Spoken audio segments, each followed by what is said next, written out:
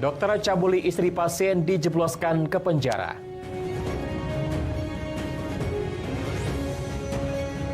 Sari Muda dituntut 4 tahun penjara. Peringatan hari ulang tahun Sumsel ke-78 minta pilkada berjalan dengan aman.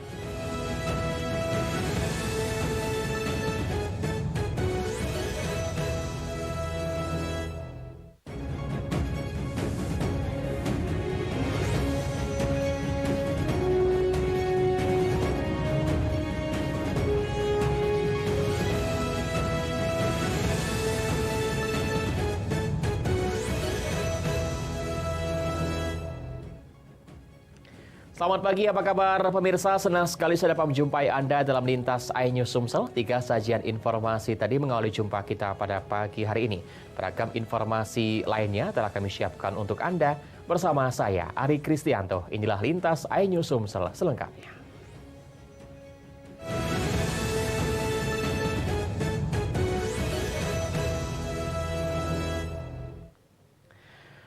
Pemirsa, sebuah mobil travel jurusan Palembang Lubuk Linggau terjun ke sungai saat melintas di jembatan Kelingi. 4 penumpang terjebak di dalam mobil dan meninggal dunia, sementara itu evakuasi mobil berjalan dramatis.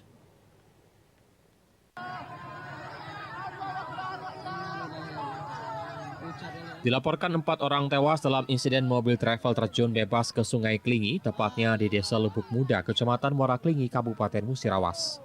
Peristiwa laka lantas tunggal yang terjadi di Jalan Lintas Sekayu Lubuk Linggau ini terjadi pada Kamis pagi sekitar pukul 6.30 waktu Indonesia Barat pada 23 Mei 2024 lalu.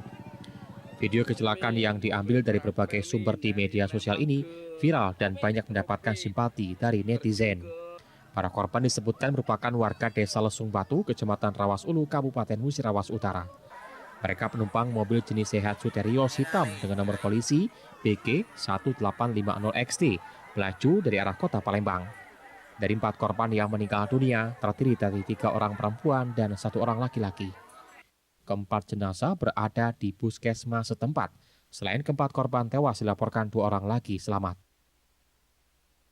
Dalam perjalanan di Desa Lubuk Muda, mobil tersebut diperkirakan supir mengantuk terjun bebas ke Sungai Muara Kelingi dengan 5 penumpang dan 1 supir, dan 4 orang meninggal, diantaranya supir dan 3 penumpang, dan 2 orang dinyatakan selamat. Sampai saat sekarang untuk korban telah dievakuasi dan sudah diambil oleh keluarga masing-masing. Dari Musirawas, Sudirman, iNews melaporkan. Banjir susulan di Batu Raja terjadi di sejumlah titik dalam wilayah Batu Raja. Ketinggian air di Kelurahan Batu Kuning, Batu Raja Barat setinggi hubungan rumah warga, sehingga jalan lintas Sumatera putus total.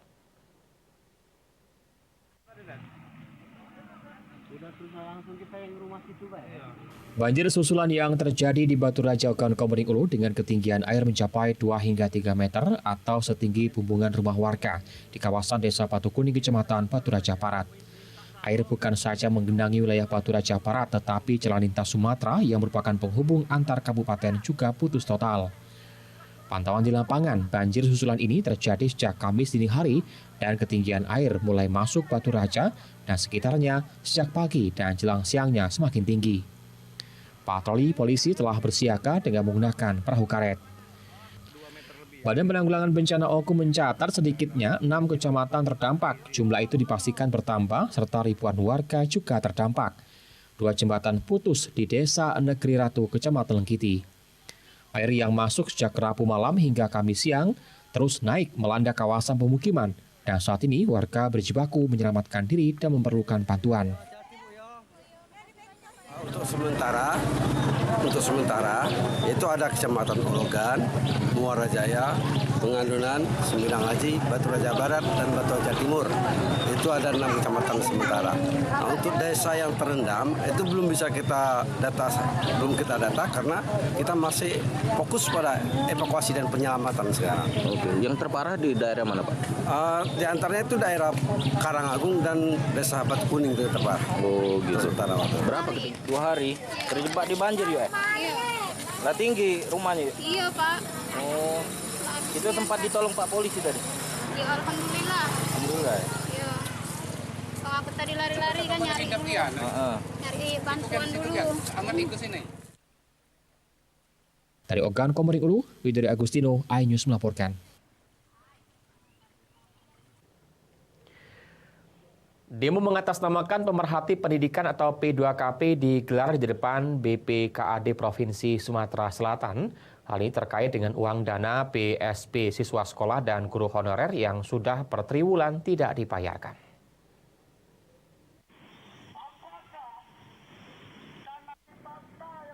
Dengan membawa spanduk bertuliskan cairkan segera dana sekolah dan dana PSP yang tersendat, guru honorer melarat sambil berorasi di hadapan petugas BPKAD Provinsi Sumatera Selatan. Sekumpulan remaja yang mengatasnamakan pemerhati kesejahteraan pendidikan atau P2KP ini demo aksi di depan BPKAD Provinsi Sumsel. Mereka menuntut agar BPKAD Provinsi memberikan penjelasan terkait belum adanya kejelasan pencairan dana PSP untuk siswa sekolah dan guru honorer yang ada di Provinsi Sumatera Selatan. Selain itu, menurut Edi, koordinator aksi atau Korak, menyatakan harusnya BPKAD agar segera menindaklanjuti kenapa dana PSP yang peruntukan untuk siswa-siswi sekolah dan guru honorer tersendat yang seharusnya mereka terima setiap 3 bulan sekali didapat, dan kini sudah 2 triwulan belum mereka terima. Dalam aksi demo ini, kami cukup puas setelah mendapatkan keterangan tadi dari Pak Sekretaris BPKAD yang mengatakan dalam 2 hari ke depan akan ada tindak lanjut dari tuntutan kami. Bahwasanya kawan-kawan P2KP telah mengkaji ada kejanggalan di BPKAD maupun di BPKAD masalah pengelolaan keuangan yang dimana berdasarkan aturan yang jelas bahwasanya 3 bulan sekali cair, Pak, tetapi fakta yang terjadi sudah 2 triwulan yang dimana 2 kali pencairan ini belum dicairkan, Pak. Jadi kawan ada ribuan siswa dan siswi yang seharusnya mendapatkan hak-haknya, Pak. Usai mendapat jawaban dari Sekretaris BPKAD Provinsi, sekumpulan remaja yang menggelar aksi demo membubarkan diri. Dari Palembang, Guntur Yansah, iNews melaporkan. Pemirsa, lanjutan penyidikan perkara dokter cabuli istri pasien, polisi akhirnya menjadikan dokter tersebut menjadi tersangka dan ditahan. Hal tersebut dapat dibuktikan dengan hasil lab forensik Mabes Polri serta DNA bahwa dokter tersebut terbukti menyuntikkan obat bius atau penenang kepada korban.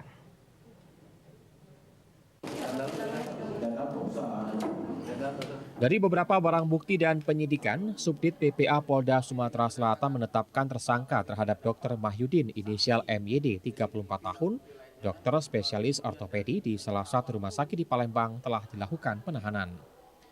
Penetapan tersangka dan penahanan berdasarkan lengkapnya barang bukti berupa jarum suntik yang digunakan, botol bekas cairan yang disuntikan, pakaian yang dikenakan korban, serta rekaman kamera CCTV saat korban masuk dan keluar dari ruangan. Tria Adelia Fatmawati berinisial TAF 21 tahun dicabuli tersangka di dalam ruangan VIP salah satu rumah sakit di kawasan Jakabaring Palembang pada 20 Desember 2023 lalu. TAF merupakan istri pasien yang tengah hamil 4 bulan saat kejadian. Saat kejadian, perawat yang dijadikan saksi disuruh keluar dari ruangan oleh tersangka. Modus tersangka menyuntikkan obat bius terhadap pasien hingga tertidur. Setelah itu, tersangka menyuntikkan cairan tersebut kepada istri pasien yang sedang menjaga suaminya. Tersangka menjelaskan, cairan tersebut adalah vitamin dan sudah seizin suami korban. Usai disuntik, korban lemas dan posisi setengah sadar. Dalam posisi tidak berdaya, korban sadar pakaiannya diangkat dan dipegang-pegang di bagian dada. Saat tersangka akan mengeluarkan alat vitalnya, korban sadar dan membuat tersangka terkejut. Dari uji lab kita dapatkan bukti terbukti bahwa suntikan yang kita dapatkan itu mengandung midazolam. Dan di ujung suntikannya itu, di jarumnya itu DNA-nya identik dengan DNA korban. Ya. Nah, kemudian dari alat bukti yang lain kita dapatkan, keterangan saksi, kita tetapkan yang bersangkutan sebagai tersangka. Nah, setelah penetapan tersangka, lakukan pemeriksaan 2 kali, dan hari Senin kita lakukan penahanan kepada. Saat ini, oknum dokter atau tersangka masih dalam perawatan karena sakit di Rumah Sakit Bayangkara Palembang. Tersangka terancam pasal 6 huruf A dan atau pasal 6 huruf B dan atau pasal 15 ayat 1 huruf B, 1 dan C, Undang-Undang RI nomor 12 tahun 2022 tentang tindak pidana kekerasan seksual dengan ancaman hukuman maksimal 16 tahun penjara. Dari Palembang, Firdaus, iNews melaporkan. Mantan Dirut PT SMS Sari Muda dituntut jaksa KPK 4 tahun 6 bulan pidana penjara dengan kerugian negara sebesar 2,3 miliar rupiah.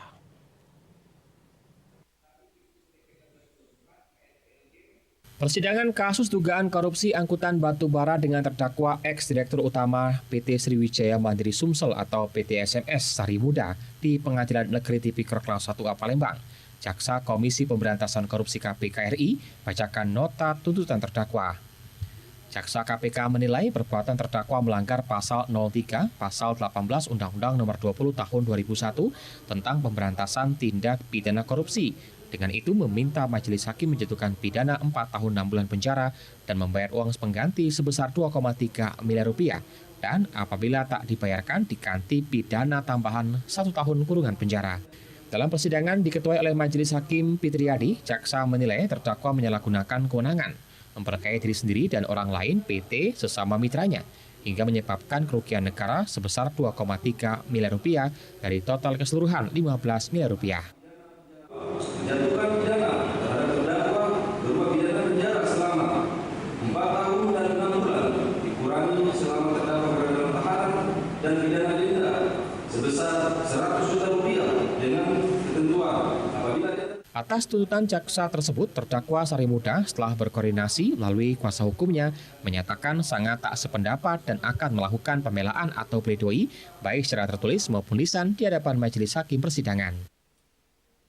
Kan sebagaimana terbukti di persidangan memperkaya diri sendiri atau orang lain.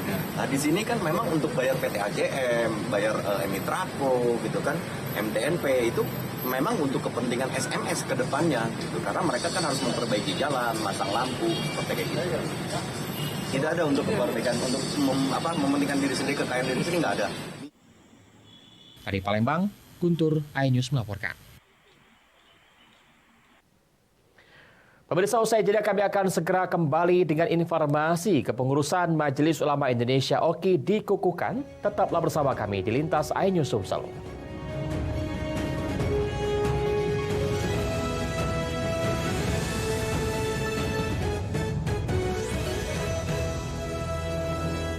Ketika benci dengan orang, jangan berlebihan. Siraman kolbu di MNC TV. Kontes Ambiar Indonesia 2023 hanya di MNC TV. Asian Games cabang bola voli hanya di MNC TV. Kontes Ambiar Indonesia 2023 hanya di MNC TV. Ketika benci dengan orang, jangan berlebihan. Siraman kolbu di MNC TV. Mendadak jutawan di MNC TV. Family 100 di MNC TV. Kontes Ambiar Indonesia 2023 hanya di MNC TV. FIFA Euro 2024.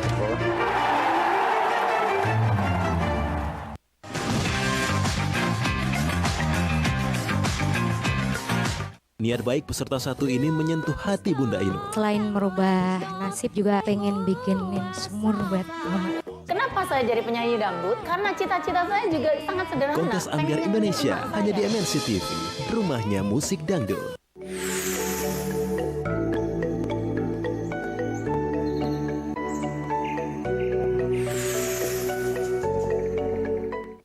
Tahun baru, hadiah baru dong. Hadiah 100 juta jadi 200 juta dan kini disulap jadi mobil. Wow!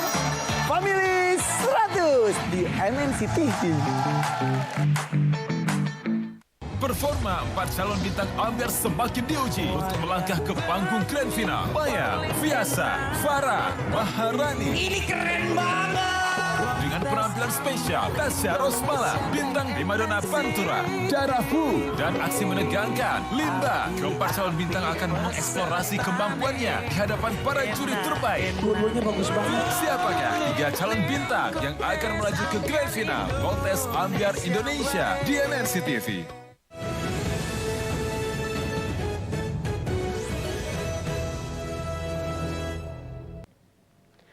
Anda masih bersama kami di Lintas iNews Sumsel. Pemirsa, dengan berbagai macam capaian yang telah diraih, pemerintah Provinsi Sumatera Selatan menggelar syukuran peringatan Hari Jadi Provinsi Sumsel ke-78 tahun.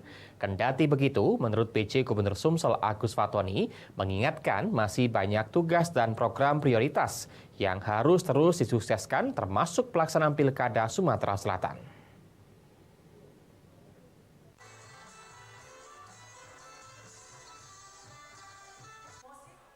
Bertempat di Geri Agung Palembang, pemerintah Provinsi Sumatera Selatan menggelar malam syukuran peringatan Hari Jadi Provinsi Sumatera Selatan ke-78 tahun.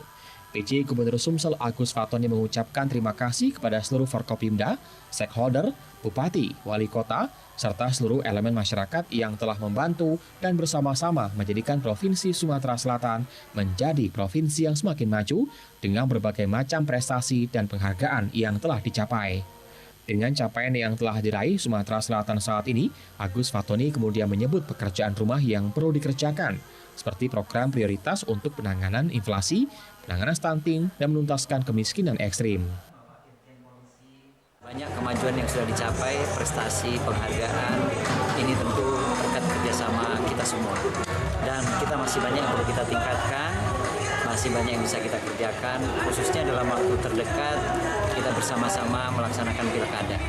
Pilkada harus kita buat agar bisa berlangsung dengan aman, lancar, sukses, dan juga kondusif. Itu tugas kita bersama. Selain itu, pemilihan kepala daerah serentak yang akan dilaksanakan pada tanggal 27 November mendatang harus dapat berjalan dengan aman, lancar dan sukses dengan terus menjaga iklim yang kondusif di Provinsi Sumatera Selatan. Dari Palembang, Bambang Irawan, iNews melaporkan. Majelis Ulama Indonesia MUI Kabupaten Oki resmi dilantik dan dikukuhkan. Para pengurus diharapkan mampu berkolaborasi dengan pemerintah dan harus siap menjadi pelayan umat.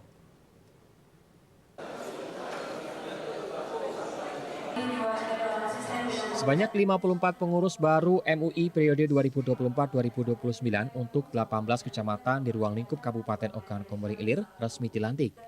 Pelantikan itu dengan rincian 3 pengurus pimpinan di setiap kecamatan se-Kabupaten Oki. Dengan dilantik dan dikukuhkannya, para pengurus MUI ini diharapkan dapat berkolaborasi dan bersinergi dengan pemerintah guna mewujudkan Oki mandiri dan sejahtera berlandaskan iman dan takwa. Selain itu, harus siap menjadi pelayan umat, tidak boleh membeda-bedakan pelayanan dan melihat latar belakang organisasi umat. Mampu menciptakan rasa nyaman, keamanan, ketertiban, dan kondusivitas di masyarakat. Majelis Ulama Indonesia OKI dapat menjadi organisasi yang netral dan profesional dalam menjalankan tugasnya. Dengan demikian akan tercipta masyarakat yang religius di garis yang lurus dalam menjaga keutuhan NKRI. Penyalahgunaan narkotika dan pergaulan bebas mulai berambah sehingga hal itu menjadi tugas kita untuk diperbaiki. Pemerintah kan tidak bisa bekerja sendiri dalam khususnya membangun akhlak, membangun keimanan, membangun umat, tidak bisa sendiri. Perlu dukungan, perlu sinergisitas, perlu kolaborasi dalam hal ini dengan MUI. Dengan terbentuknya kepengurusan MUI tingkat kabupaten juga tingkat kecamatan, ini dapat segera bersinergi dengan pemerintah, mendukung program-program pemerintah. Dari Okan Komering Ilir, Fitriadi, iNews melaporkan. Kita beralih ke informasi lainnya, pemirsa. Sebanyak 1.100 pesilat muda di wilayah Sumatera antusias mengikuti kejuaraan pencaksilat Sumatera Championship di Aula The Premium Hotel Palembang. Sebagai cabur asli Indonesia, pembinaan terus dilakukan termasuk melalui kejuaraan ini. Hasilnya bukan hanya piala. Sebagai cabur yang banyak menorehkan prestasi, pencak silat terus dikembangkan dengan mencari atlet sejak usia dini termasuk di Sumatera Selatan. Kejuaraan pencak silat Sumatera Championship salah satunya dan Palembang sebagai tuan rumahnya. IPSI Sumsel mempertandingkan kategori tanding, seni tunggal, baku IPSI, dan seni solo kreatif. Kejuaraan ini mewadahi kelompok umur SD, SMP, SMA, dan dewasa. Peserta yang berjumlah ribuan ini berasal dari Sumsel, Sumbar, Jambi, dan Lampung. Pesilat muda Atia Raihana mengatakan antusias mengikuti kejuaraan ini. Dengan persiapan matang, ia berharap dapat meraih medali emas. Senang. Pengen jadi juara lagi. Bisa sih lebih ini lagi.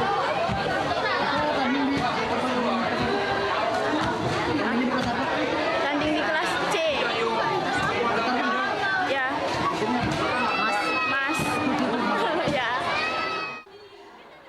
Sementara itu, Pendekar Rakyat Warga Kehormatan PSHT Herman Deru mengapresiasi kejuaraan yang dilakukan oleh IPSI Sumsel demi mencari pesilat berprestasi yang nantinya mengharumkan nama bangsa. Penyelenggaraan ini bukan hanya kita bertarget piala atau hadiah, tapi bagaimana membangun anak-anak ini satu berjiwa sportif dan yang kedua mental berkompetisi. Jadi kecerdasan, kekuatan, kesehatan itu kalau tidak memiliki jiwa kompetisi yang berani berkompetisi itu akan menjadi sia-sia juga, utamanya untuk membangun masa depan. Ajang ini juga dipergunakan untuk pemanasan jelang PON Aceh dan Sumut 2024 yang berlangsung 8 September mendatang. Dari Palembang, Bambang Irawan, iNews melaporkan. Pemirsa, informasi tadi mengakhiri jumpa kita pada pagi hari ini. Jangan lewatkan informasi menarik lainnya dalam Lintas iNews Sumsel, Senin sampai Jumat pukul 5.30 waktu Indonesia Barat. Saya Ari Kristianto mewakili teman-teman yang bertugas mengucapkan terima kasih atas kebersamaan Anda. Selamat pagi dan selamat beraktivitas.